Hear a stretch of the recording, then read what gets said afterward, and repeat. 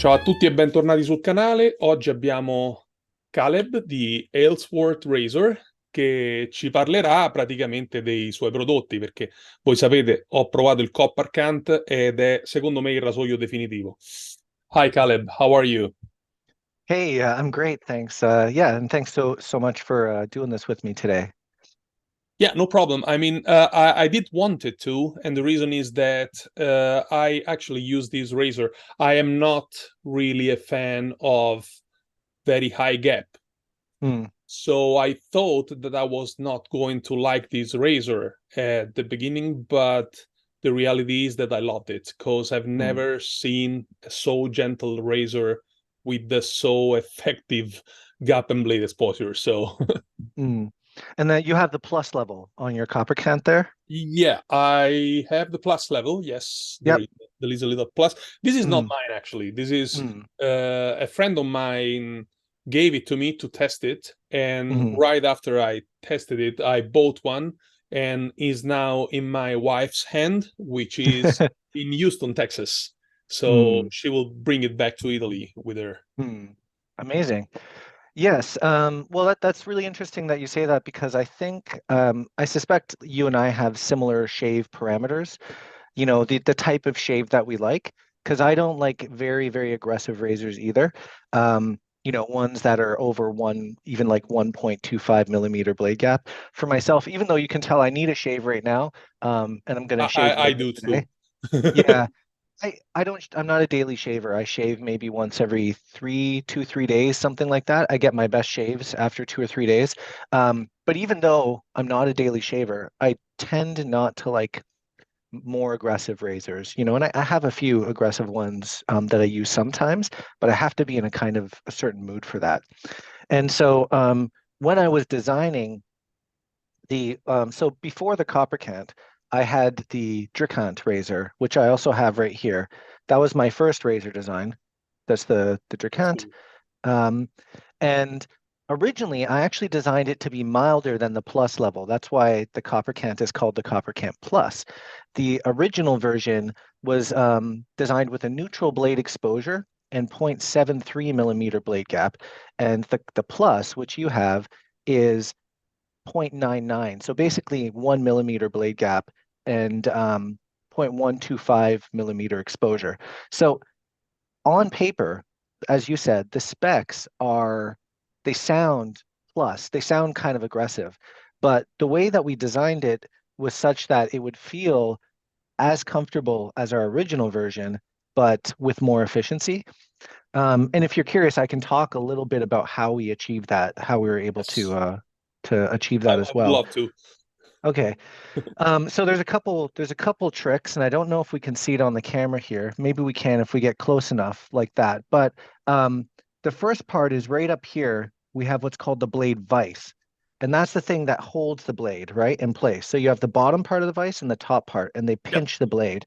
Um, the more area that you have on the vise that's holding the blade, and the closer you can get to the edge of the blade with the vise, then you have less blade flex.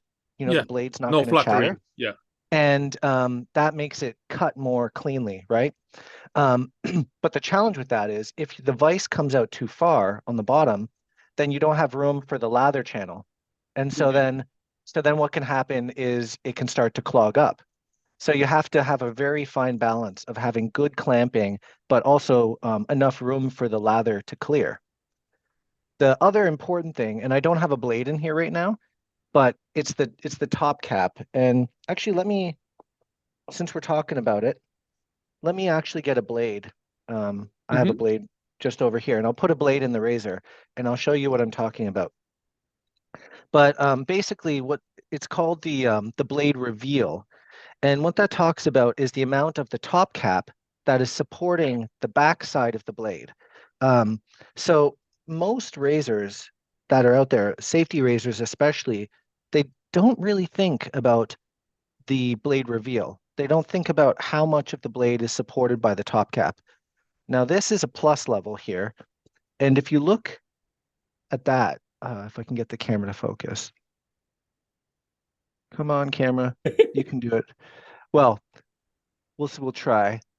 Just put it in front of your face. There Exactly. we go. There we go. Okay, so you see that edge right there. Yep. You don't see a lot of blade sticking out from under the top cap. And what that means is the top cap is supporting the blade almost all the way up to the cutting edge. So then when you think about it, there's no room for the blade to flex backwards because the top cap is holding it in place. So that's mostly how we achieved it. It's just really securely holding the blade and making sure there's no room for flex while keeping the blade gap somewhat high, so you still get the efficiency there. Okay, Yeah. but my I'm really curious about it. So Hmm. you decide at certain point of your life you decided to produce razors Hmm. because for sure I guess you became a wet shaver at some Hmm. point. Yep. So how did this journey start? Sure. Yeah. So, and we'll get into this a little bit more later, but I do have some things in my background that made it somewhat of a smooth transition for me to go from being a wet shaver into a razor designer. And I'll get into that in a second. But my journey into becoming a wet shaver, as with most of us, I learned using disposable cartridges. I was born in the 80s. You know, I was a teenager in the 90s, and the disposable cartridge era was like really big during that time period, right? That's when all of the marketing kind of convinced us with all of the Gillette Mach 3s and like fusions and all of these things, you know, 3 blades, 4 blades, 5 blades. They really convinced us that this was what we were supposed to be using. So I just grew up on that. Um, and then at some point, I I started to realize every time I shaved, I was having like almost like these patches of like redness on my skin that was being caused from the shaving. And so I stopped shaving cleanly altogether. And then I was using just the kind of razor that you would use to trim your head, right? So I was using one of those on my face and trimming it off. But basically, I always had stubble all of the time. And then at some point, I I forget what happened. I was walking in like a supermarket, like a pharmacy, and I saw a Wilkinson sword, butterfly twist to open Hmm. traditional razor, and I was like, oh, that looks so cool, and the marketing was really good too. It was like traditional in every sense, or classic in every way, or something like that. I was like, oh, that looks neat. And then I see an Omega bore brush, and I'm like, okay, I'm gonna pick this up. So then I picked it up and I brought it home. And then I realized I had no idea how to use this thing. So then I go on YouTube and I'm searching how to use a Wilkinson sword. And then up comes some videos. And then I'm like, oh, wait, okay, so it looks like I need to get some soap. So then I went on Amazon and I was searching for shave soap. Up comes Prorazo. So then I buy my first tub of the Prorazo White and I have my Omega Bore brush and I start shaving with that. I probably use that for about 3 months. That's all I use, the Wilkinson sword and the Prorazo soap. And what happened was once you search YouTube and once you search in Amazon, the algorithm is like, oh, this person's interested in wet shaving. And they start showing you stuff, right? So now I'm on Instagram and in my feed, people shave of the days are popping up. And I'm seeing all these photos of like beautifully arranged soaps and razors. And I'm like, what is all this? I didn't even know this whole world existed, right? And and here's the part where it gets interesting. So my background before I got into razor making is I'm actually a designer. I work professionally in the video game industry, and um, I've I've been in video games for 20 something years now. I've worked on probably a lot of video games you might have heard of in the past. And so being a 3D designer and someone who has an experience designing things in 3D software, as these images were coming up, I had an attraction to the beautiful designs of the razors because so many of them look so good. And then I followed a couple pages and I discovered CNC, Hmm. numerical control, the way Yeah, that yeah. they machine the razors, right? And so I started researching that because I was curious, and I found out that the software that they use to make these, to design these razors, is a software called Fusion 360. It's a CAD software, computer assisted design, and it's Hmm. made by the same company as the company that makes the software I use every day in Hmm. video games. Okay. Um, yeah. So I was like, wow. I was like, okay, there's this has got to be, it can't be that hard for me to pick this up, right? So I started researching a little bit, followed like a couple online courses about Fusion 360, and within maybe 2 months, I had come up with this design here. And at the time, I wasn't planning to sell it. I wasn't planning to start a razor company.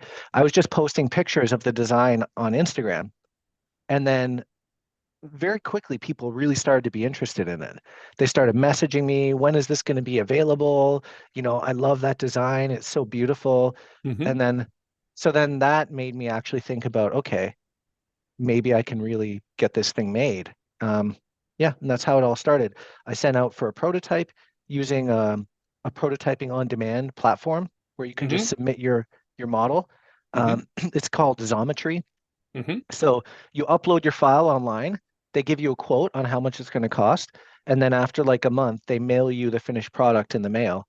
So Nice. I made a couple prototypes. I passed those around. Turns out they shaved really well, and that was pretty much it. Yeah. I see. Well, you did a great job then, because really, you know what really surprised me about this razor? This is like discovering that hot water exists. It's something very easy, but yeah, you made this handle in Mhm. this way, and you know, all the countertop of our bathroom are leveled, but they are never precisely leveled. And every time I leave one of those handle on the That's countertop, brutal. it starts spinning around and then fall. And this doesn't. And it really, I was like there, oh, okay, it's not moving. That's, it's quite easy to do it, but nobody think about it.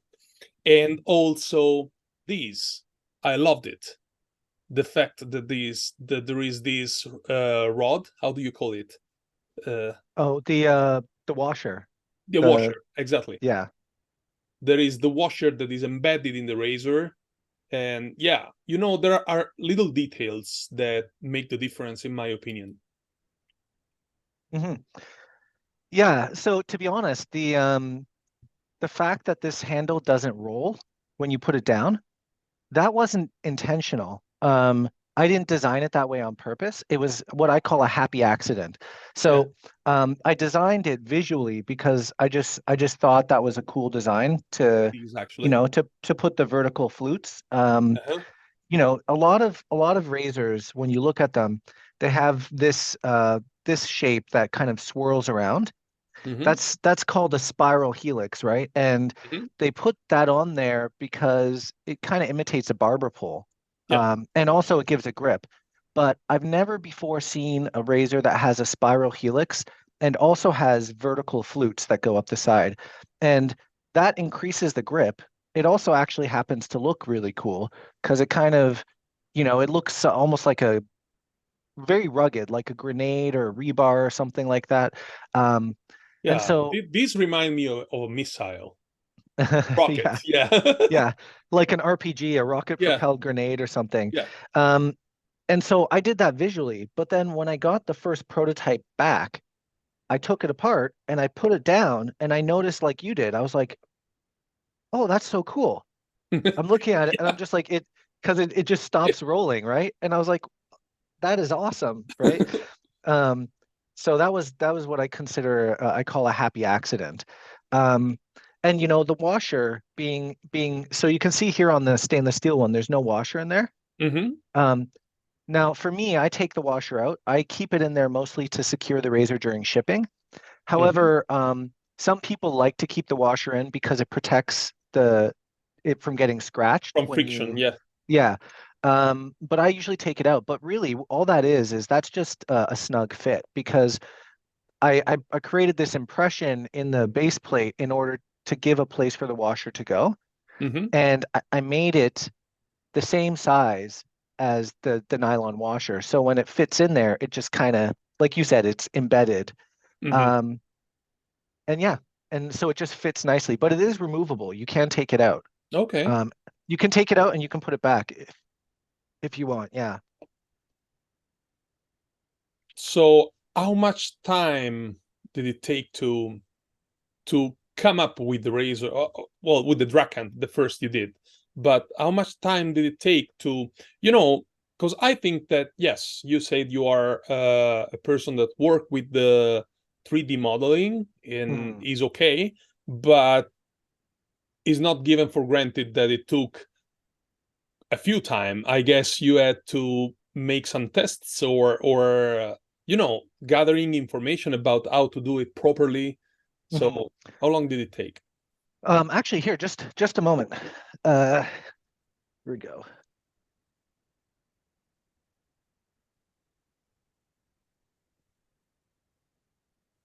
All right. So this this is the V1 prototype, and that's in brass. So this was the first one that I ever made. Hmm. Um, I'm not sure how much we can tell by looking at them if we put them side by side there. They look Quite pretty similar, close. quite similar. Yeah. Yeah. There are a few changes that I made. The angle on the cap was a little Yeah. bit more shallow on this Visible. one.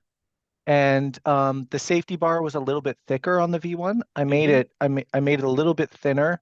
It was a little more square on top, and I kind Hmm. of rounded the Yes, safety yes, bar yes. out. I did a few differences, but not too many. And this was the first one, very first prototype that I ever did. So to sort of answer that question, visually, I came up with the visual design over the space of about 2 weeks, but that was purely visual. That was more concept, which is the thing I'm most familiar with in video games. And then it took me about a month to a month and a half to learn the Fusion 360 design software. Hmm. And in the process of learning the software, I actually came up with this design here.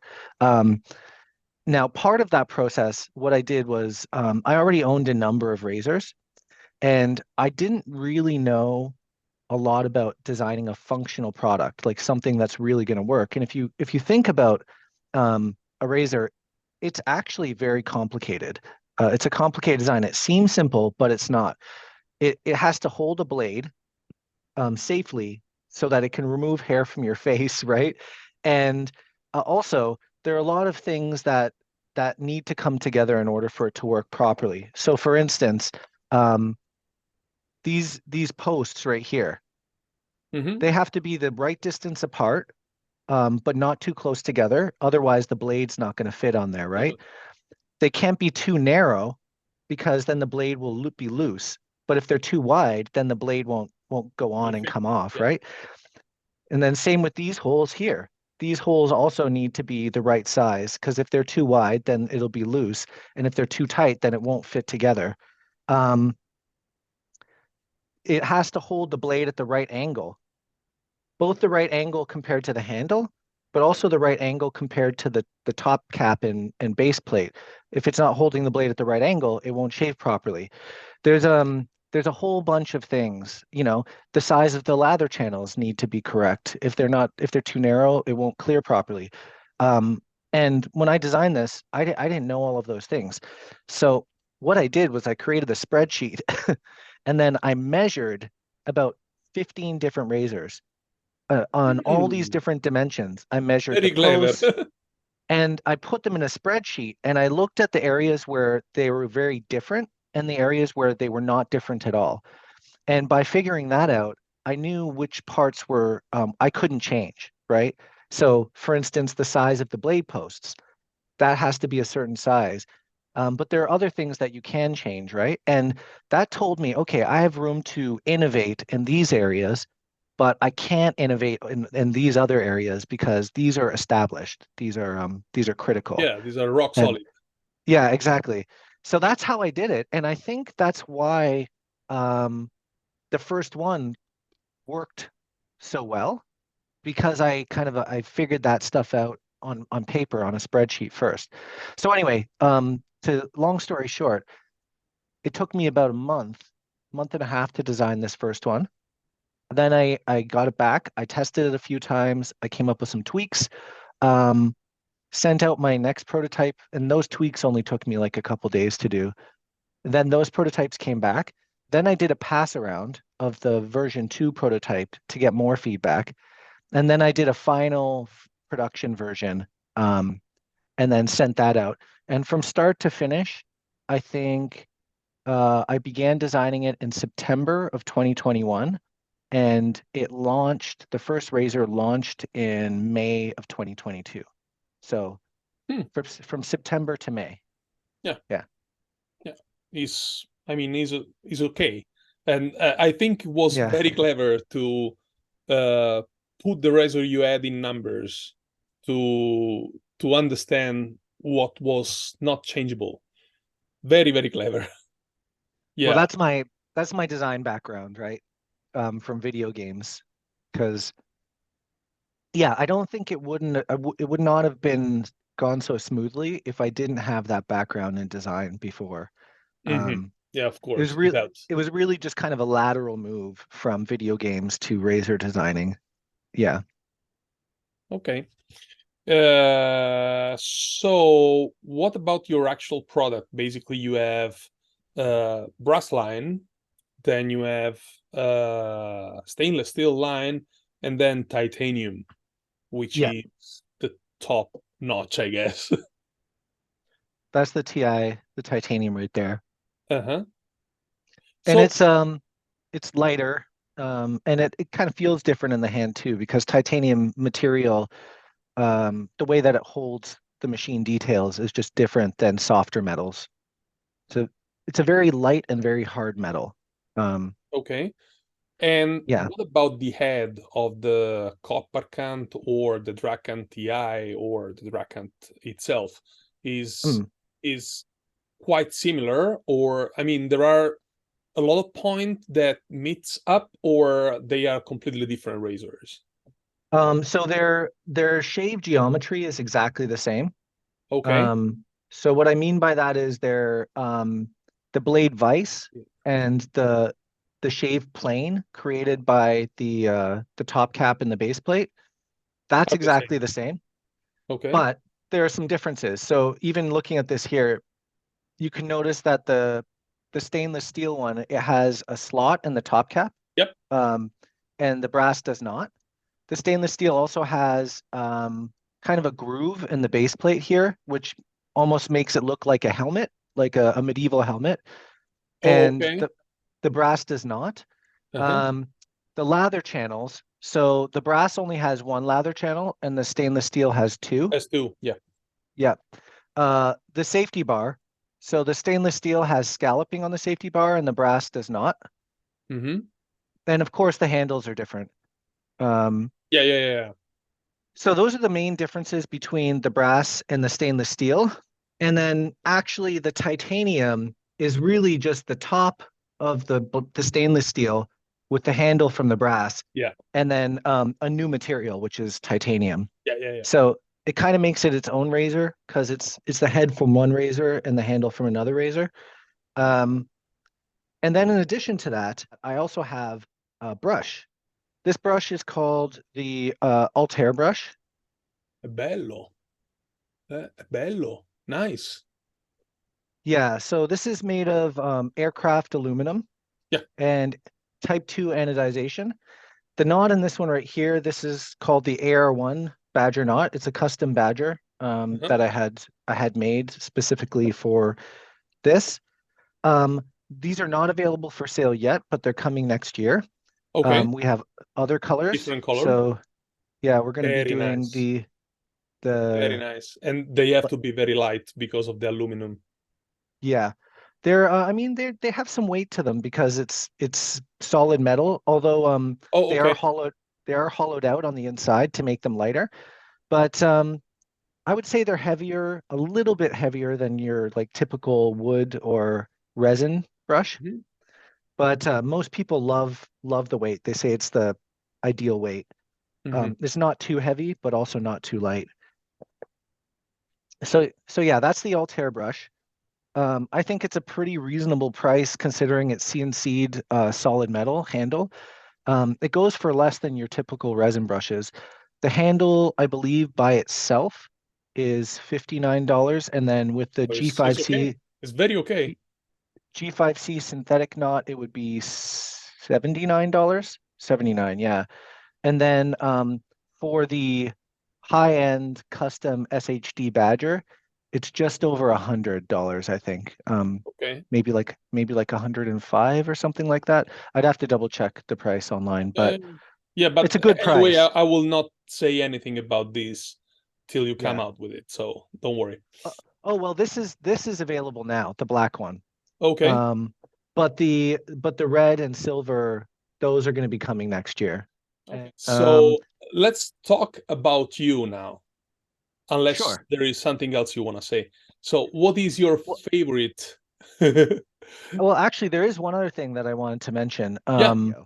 Um, but I have my first ever completely brand new design since designing the Jacquard, and that's this razor right here.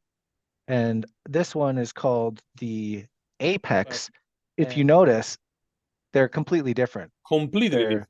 Yeah. they're not the same razor at all. There's some of that traditional Aylsworth DNA in the handle that you can see there. You know, it's but it's not the same razor. It's Yeah. it's It's a not. totally and there are a lot of differences to it actually. So the first that I would note is that the shave angle is steeper.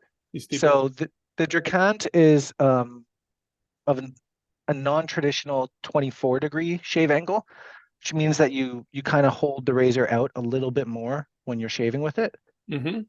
This one is more of a traditional 30-degree shave angle. So that would be more similar to that of like a Mercur or something like that. So you just hold it Mm-hmm. less farther out. So that's the first one. This is a plus level as well. It's a 1 millimeter blade gap, and it has a positive level exposure, but very, very smooth, just like you were talking about with the copper can. It's it's a fantastic shave. And there are a couple of other small notes with it too. We changed the type of blade post that we use in the razor. So rather than having circular posts, you might notice on the bottom here, you don't see any post Mm-hmm. holes. That's because we did what we call invisible blade posts. Mm-hmm. So they have these pill-shaped blade posts, and when the razor assembles, they're hidden inside of the metal of the razor, so you don't see them on the bottom. Mm-hmm. Yeah. There's a few things. There's some nice engraving on the bottom and stuff as well. Um, but yeah, we expect this That's to. very interesting. But now I hate you because I just bought this one. Well, it doesn't hurt to have them both because they're Yeah. completely different razors. Yeah. Yeah. Um, and I don't, well, it'll be out by the time you release this video too, so I can say it. This is going to retail for $149.99, so Mm-hmm. $150 US, which is a pretty great price for a very precision machined, very detailed stainless And steel. that's stainless steel. Yeah. Yeah, yeah. Um, you know, it's the time period that we're in right now with inflation and the cost of everything. It seems like everything's going up, and we tried to do the opposite. We tried really, really hard to release something that's actually more affordable. Um, and you asked about how long it took to design the Dracant. This has been a year and a half in the making. Um, I've Oh, been I've been I've been working on it for a year and a half. I've applied everything that I've learned since designing the Dracant, and very, very happy with this razor. so we So expect a great razor. yeah, you should. Yeah. Yeah. Yeah. And so what about your preferences? So you said you have quite a few razor. Let's not talk about razor because of course Okay. you you have to prefer yours because I guess you tailored it on your preferences. Well, I can tell you what my other favorite razors are, other than my own. And it is true that my own razors are among my favorite because I design them for my own preferences and Okay? I think they're great. But some of my other favorite razors that I have in my den, the Blute. So if Hmm. you've heard of the Blute, I believe it's a Swiss razor company. Okay. Um, yeah, they only made the one razor, and I think I heard they may not be continuing, so that's unfortunate, but it's a beautiful razor. Hmm? I love the carve. So Carve. Chris over at Carve, I have a stainless steel overlander. I also have Hmm. a brass overlander, and I also have a Christopher Bradley in aluminum and brass. And yeah, Carve makes great razors. Overlander is a great razor for my own parameters. So that would be another one. And then if I had to pick a number three, actually, it's probably my Henson Hands and shade. plus plus level. So it's the Henson Aggressive because Hmm. their original was too mild, but they also their original razor wasn't very attractive, Hmm. but they redesigned it, they made it better looking, and they Hmm. made it more aggressive, and Hmm. that one's very nice. Yeah. Hmm. And what about soaps and brushes? I have a lot of brushes. Yeah, me too. One of my favorite brush makers would be Trotter, Paul Trotter, Hmm. Trotter Handcrafts. I have a number of Trotter brushes. Um, Turning by Tansy makes great brushes. Have a few of his as well. Ryan Tansy, uh, Chisel and Hound, Rob Moffat. Have a number of Chisel and Hound. The thing I love about Chisel and Hound brushes is his mixed media because he does a lot of like hybrid wood and resin mixes and stuff like Hmm. that. Um, Paul, he kind of does just does the one thing, his resin pours, but his kind of claim to fame is he has a very proprietary pour that no one else does. Beautiful color combinations, and his finishing is second to none. The way he polishes his finishes on his handles. Um, and then the last I would say would be AKA Brushworks. Hmm. Um, so that's Gardner. Yeah, he does great stuff too. He's been doing a lot of hybrids recently, stabilized wood and resin, and yeah, his hybrid pours are among my favorite as well. So for brushes, I would say that. And then for soaps, my top shelf of my den is going to be Luther. I've got just about everything Luther's ever done. Zingari Man, um, love Zingari's work. Um, what else? Gentleman's Nod, also on my top shelf. I have most of Chris's stuff and Holy Cow. Holy cow. And Yeah. then, yeah, love Holy Cow. Really fantastic bases. Hard to miss with their fragrances. Noble Otter. Oh, McDuff's. How could I forget McDuff's? Sean over at I have McDuff's. one. Yeah, I have one from Duff. I've got about a dozen McDuff soaps, and also we partnered on the soap release that we did Hmm. as well, the Northman. And then maybe last but not least, Noble Otter. I was a huge Noble Otter fan. I say was because their last couple releases haven't been as great for me, but I have at least a dozen Noble Otter soaps as well, and they have some great fragrances among them. So full disclosure, I'm not currently working on a design for an adjustable, but I would love to make one. It just seems like a fun design challenge, to Hmm. make like a thing that has like moving mechanical pieces to it. Hmm. Um, yeah, I think I need to own a few more adjustables first so that I can kind of really understand what makes a good adjustable razor. Um, and then, maybe go from there. So, is But there anything else that you want to add for my followers? Like, spoilers or whatever? no, I mean no real spoilers. We already talked about it, Hmm. which is this guy right here, the Apex. Hmm. Um, This one is coming out. It will be released probably by the time this video comes out. But December 1st is the date, the release Hmm. date for this. And like I said, we're very pleased with the results. It is a fantastic razor. We've had it out there in the hands of a number of very experienced, very trusted testers, and the consensus is unanimous. Okay. Everybody loves it. They're all saying it shaves fantastic. I know it designed well. It's a Yeah. very attractive Yeah. looking Yeah. razor. And it's at I would say at this day and age right now, a very attractive price point for the quality that you're getting. And this, the quality I would say this is what you would expect from Aylsworth razors. Um, yeah, I, I I inspect every single one of these things by hand and make sure everything is perfect before it goes out the door. So yeah, we're excited about it, and can't wait to see what people's reactions are going to be. You'll probably see our teaser that we release tomorrow. I will Um, check it out. yeah, yeah. But that's really it. And of course, then the two different, or actually there'll be more than two, but there's going to be a few different colors of our Apex brush or Altair brushes rather that Hmm. are coming out in the new year, and probably a couple of other surprises that we're not ready to talk about yet. So, Okay, great, great. um, yeah, So, but Caleb, that's really it. thank you very much for giving us your time. Hmm. And yeah, I will see your product on the channel soon, I guess, again. Yeah, yes. Thank you as well. I appreciate you taking the time on your Sunday. I know it's the evening there. Yeah, And I'm sorry, I haven't pronounced your name. Is it Pasquale? Is that how I say it? Pasquale, that's correct. That's perfect. Pasquale? Okay, cool. Yeah. Well, thank you so much, Pasquale. I really appreciate it. Thank And you. yeah, I've had fun. Thank you. Me too. All right. Take care.